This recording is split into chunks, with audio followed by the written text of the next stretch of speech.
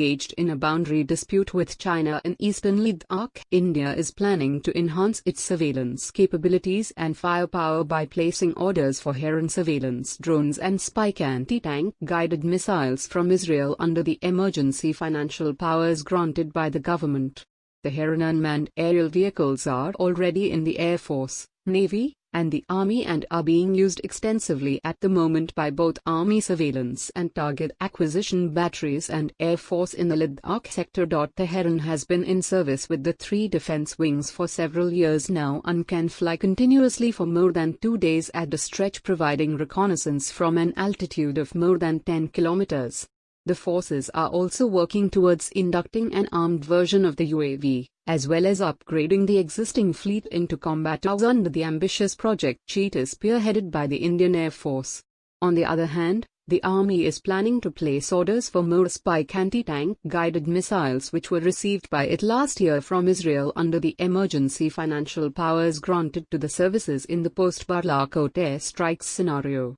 Last time, the Army had gone in for 12 launchers and 200 Spike missiles.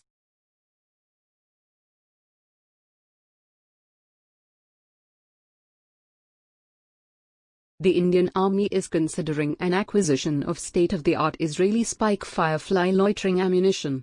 These weapon systems would add more lethality to Army ground infantry units.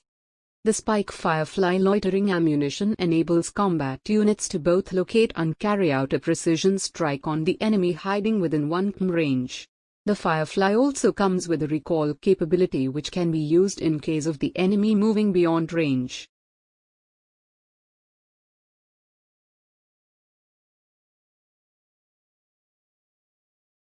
The Navy is expected to start receiving new twin-engine aircraft carrier-based fighter aircraft being developed by the Defense Research and Development Organization, DRDO, by 2032, and it will be a replacement for the Russian MiG-29K carrier jets in service, a defense source said. Based on the experience of the carrier landing, the DRDO has offered to develop a twin-engine deck-based fighter for the Navy. With the successful deck landing, they decided to drop the naval LCAMK-2 and move on to the twin-engine jet, the source said.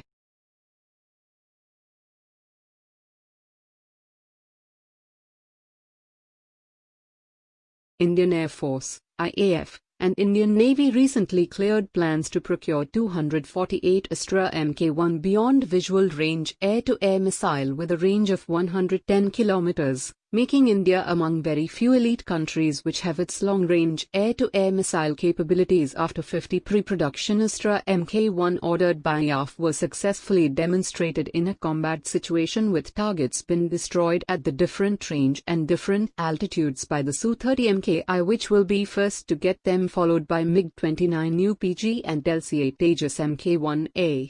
While DRDO officially has been tight-lipped about next-generation Astra, it's more or less has been confirmed that Astra Mk-2 will have longer range and will have a higher fuel capacity along with a new conventional motor which will be designed to match or be superior to American AIM-120D and Chinese PL-15 missile long-range air-to-air missiles, which for the first time has been confirmed to IDR.org that the range will be approx 160 to 180 kilometers while the actual range of the missile will remain classified.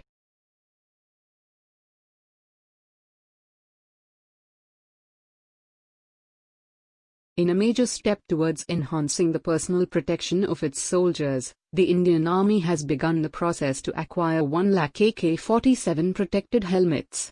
It will be one of the world's largest procurements of these specialized ballistic helmets. The new helmets will replace the bulletproof Putka that has been in service since the 1990s and the stopgap helmet supplied by the Kanpur-based MKU in 2018.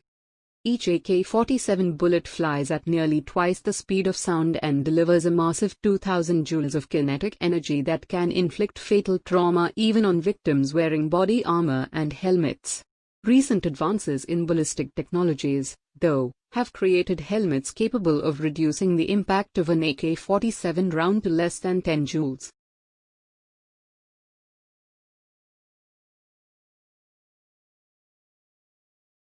Please subscribe to Daily Defense Digest for more such videos.